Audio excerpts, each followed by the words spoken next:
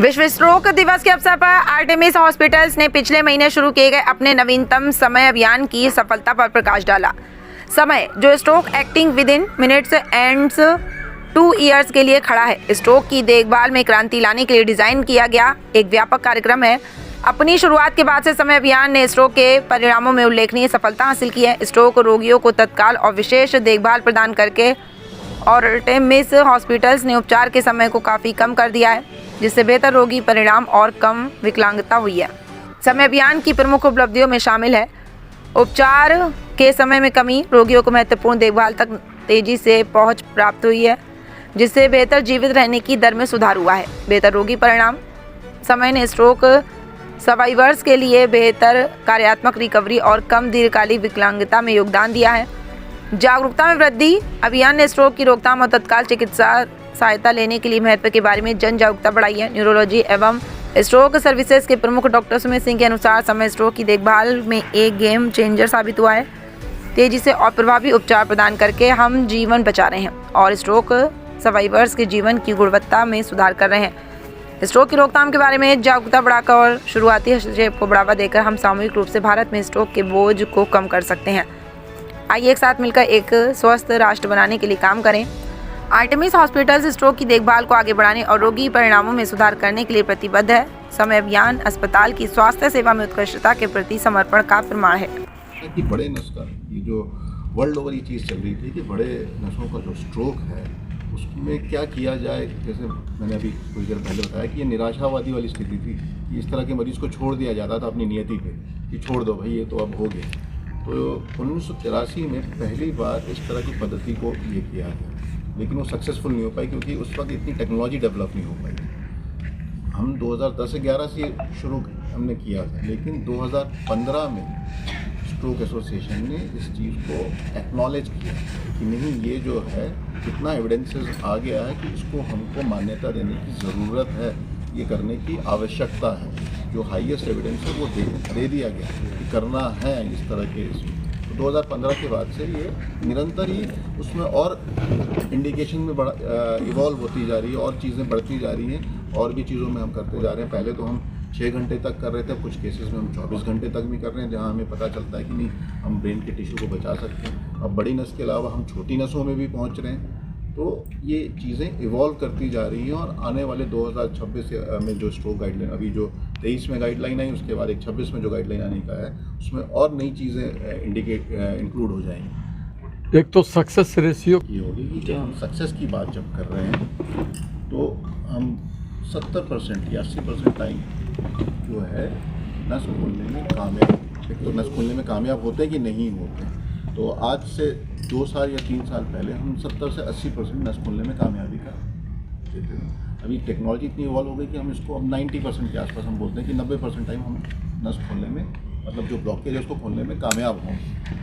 ये translate clinical recovery में कितना करेगा, मतलब कितने लोग इसमें रिकवर करेंगे। हर आदमी हो सकता है रिकवर ना करे, लेकिन फिर भी एक कंजर्वेटिव एस्टिमेट है कि अराउंड 70% ऑफ मरीज, 60 से 70% ऑफ द मरीज over a period of time, मतलब over a period of time हम जब कहते हैं तो कुछ इमीडिएटली भी, कुछ 3 महीने तक, 3 महीने तक के इसमें रिकवरी। ये भी ध्यान रखती है कि ऐसे पेशेंट्स का ब्लड प्रेशर एक पर्टिकुलर लेवल से कम ना हो, क्योंकि अगर उस पर्टिकुलर लेवल से कम जाता है तो उसको रिपीट स्ट्रोक होने के या और दिमाग में और चीज़ों के डैमेज होने के खतरा बना रहता है। और अगर जब क्लॉट निकल जाता है तो ब्लड प्रेशर को बहुत ज़्यादा ना बढ़ने दें, नहीं तो दिमाग में ब्लीडिंग का खतरा बना रहता है। और फिर यही पेशेंट वापस से आईसीयू में आते हैं, वहाँ पे भी जो केयर है वो न्यूरो इंटेंसिव केयर की टीम उसको देख रही है। तो ये एक पूरे टाइम हमारा एक तरीके से आप कह सकते हैं कि टीम कवर की वजह से ऐसे पेशेंट्स और ऐसे कॉम्प्लेक्स पेशेंट्स निकल पाते हैं, जिसमें आईसीयू की टीम का और न्यूरो एनेस्थीसिया की टीम का। और चूंकि हमारे यहाँ पे न्यूरो एनेस्थीसिया और न्यूरो क्रिटिकल केयर की टीम मैं ही हेड करता हूँ, तो ये एक पेशेंट के लिए बेनिफिट होता है कि उसको प्री प्रोसीजर से ही पता होता है कि पेशेंट के साथ क्या हो रहा है, और अंदर जाके हम लोग उसको आईसीयू के अंदर भी वही कॉन्टिन्यूटी ऑफ केयर दे रहे हैं। सिम्टम के साथ किसी भी मेडिकल फैसिलिटी में अराइव करता है तो वहाँ से उसकी असेसमेंट चालू होती है। पहले ये डिवाइड किया जाता है कि क्या किस प्रकार का स्ट्रोक है, क्या वो ब्लॉकेज के कारण है या वो ब्रेन हेमरेज के कारण है।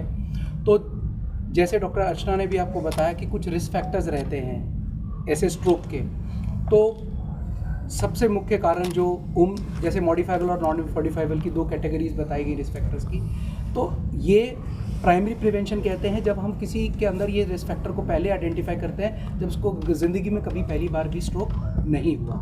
मगर एक बार अगर स्ट्रोक किसी को हो चुका है तो दोबारा ऐसा स्ट्रोक ना हो, तो उसके लिए भी इन्हीं रिस्क फैक्टर्स को आइडेंटिफाई करके एक एक करके उसके ऑप्टिमल ट्रीटमेंट की उतनी ही आवश्यकता होती है जितनी कि प्राइमरी प्रिवेंशन में। और बहुत बार लोग पूछते हैं कि हमारा ट्रीटमेंट क्या हम छोड़ दें, हमें फ़ायदा तो हो नहीं रहा, क्योंकि जो सिम्टम उस पर्टिकुलर स्ट्रोक से उत्पन्न हुए हैं वो वैसे धीरे धीरे सुधार आता है। तो उनको लगता है कि जो मेरे को एक क्लॉट डिज़ोल्व करने के लिए या नया क्लॉट बनने से रोकने वाली चाहे एक 70 पैसे की गोली एस्पिरिन है, क्या मुझे बंद कर देनी चाहिए? तो हाँ, आंसर है नहीं, क्योंकि वही है जो एक सेकेंडरी प्रिवेंशन में भी पार्टिसिपेट कर रही है।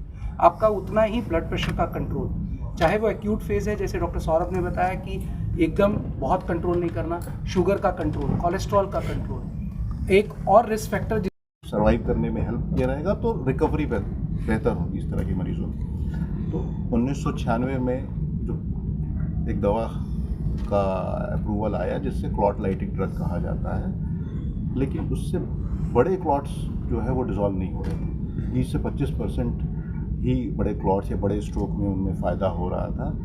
2015 में गाइडलाइन आई 2015 में कि क्या इस तरह की बड़े क्लॉट्स को, जहाँ एक निराशावाद का, निहिलिज्म का अप्रोच आ गया था कि इस तरह के स्ट्रोक तो रिहैबिलिटेशन में चले जाते हैं और ये मरीज़ जो है ज़िंदगी भर बेड पे पड़ा रहता है और इसका आगे जो है अब कभी फंक्शनली डिपेंडेंट नहीं हो सकता अगर बड़ा स्ट्रोक हो गया, और हमेशा से वो परिवार पे डिपेंडेंट हो जाता है, एक फाइनेंशियल लायबिलिटी हो जाता है।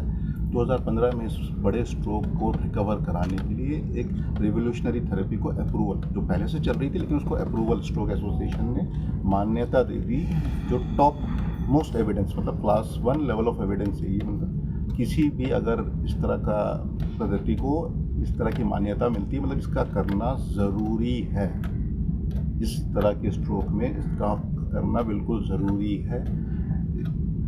इस पद्धति में क्लॉट को निकाला जाता है पैर के रास्ते या हाथ के रास्ते, और स्पेशल तरह के कैथलैब्स होती हैं जिसे न्यूरो कैथलैब्स DSA लैब कहा जाता है। तो जब हम ये बात करते हैं इस तरह के बड़े वेसल स्ट्रोक का, तब हमारे कहाँ ये अवेलेबल, ये एक कॉम्प्रिहेंसिव स्ट्रोक सेंटर, ये हर जगह अवेलेबल। इनफैक्ट हम क्लॉट लाइटिंग दवा की बात करते हैं ना, तो वो भी हर जगह अवेलेबल नहीं। अनफॉर्चुनेटली हम अभी क्लॉट लाइटिक दवा जो है वो 2 से 3% ही पॉपुलेशन में जिन लोगों को ज़रूरत होती है उससे भी कम परसेंटेज में लोगों को मिल पा रही है। तो इस तरह की जो थेरेपी है, जो ये बड़े वेसल की थ्रोम्बेक्टमी की स्ट्रैटेजी है, ये 30% ऑफ टोटल स्ट्रोक होते हैं, 30 से 35।